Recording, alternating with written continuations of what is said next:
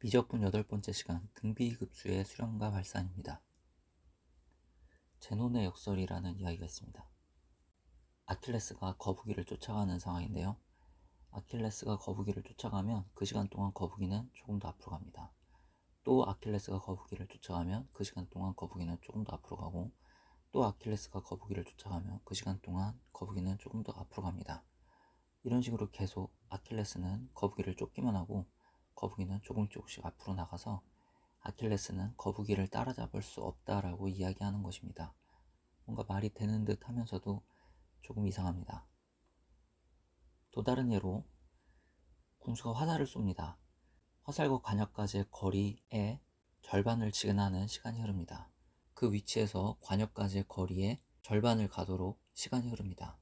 그 위치에서 또 관역까지의 거리의 절반만큼 가도록 시간이 흐릅니다. 이런 식으로 화살과 관역 사이의 거리의 절반인 거리만큼 화살이 가는 시간이 무한히 조금씩 흐른다면 날아가는 화살은 절대 관역에 도달할 수 없게 됩니다. 뭔가 말이 되는 듯 하면서도 조금 이상합니다. 이런 것들에 어디에 모순이 있는지 오늘 학습한 내용을 적용하면 이해할 수 있습니다.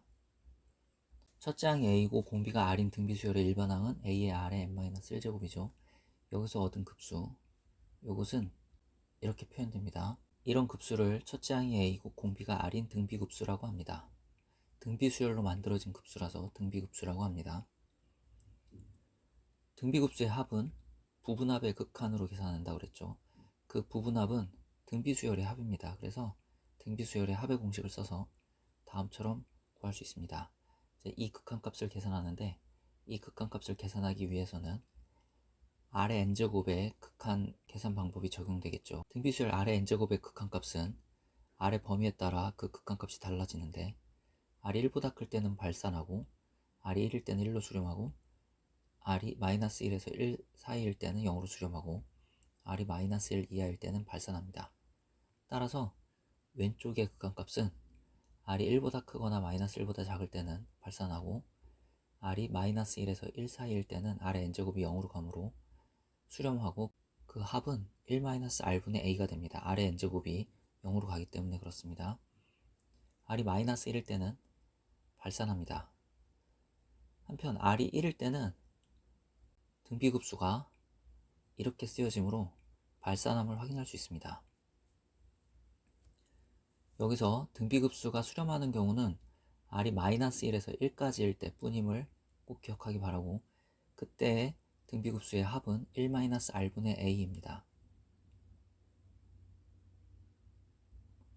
정리하면 등비급수의 수렴과 발산, 첫째 항의 A고 공비가 R인 등비수열로 만들어진 등비급수는 R이 -1에서 1 사이일 때 수렴하고 그 합은 1-R분의 A입니다.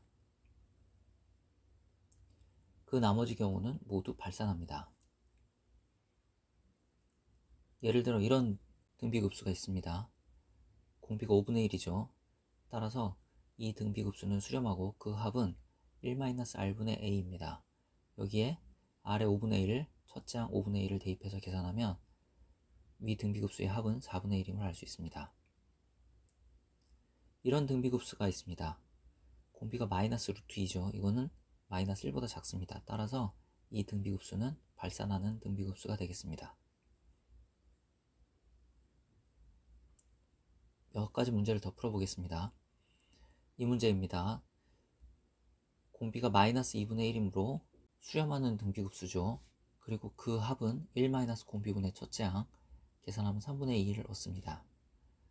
이런 경우는 공비가 루트 3분의 2, 1보다 크죠. 따라서 발산하는 등비급수입니다. 이런 경우는 n에 1더부터 대입해서 덧셈 기호를 활용했으면 다음처럼 쓸 수 있고, 정리하면 이렇게 쓸 수 있습니다. 즉, 공비가 -9분의 1이므로 수렴하고 등비급수의 합은 1-공비분의 첫째 항, 계산하면 10분의 3입니다. 이 수열에서 공비가 1-루트 -1보다 작죠. 따라서 발산하는 등비급수가 되겠습니다.